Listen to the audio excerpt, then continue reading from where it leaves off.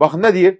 Qəlbi Allaha yönəldən əsas qaydanı xatırlamaq lazımdır.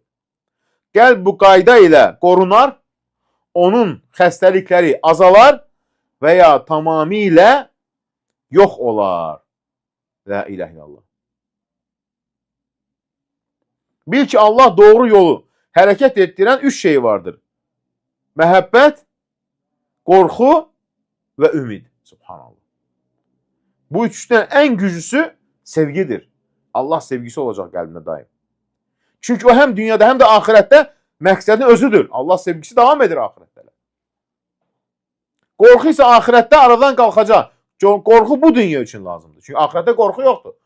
Qorxu bu dünya olmalıdır ki, sən günahlardan uzaq olasan. La ilahe illallah. Nə deyir? Agah olun, altına buyurur.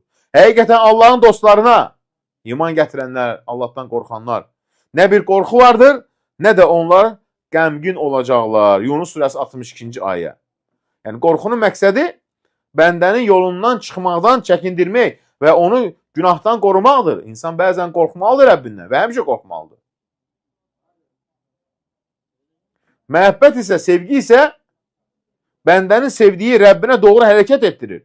Onun bu yoldakı irəliləməsini davam etdirir. La ilahe illallah. Ona görə mömində nədir?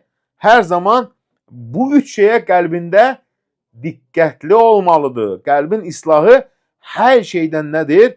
Önəmlidir.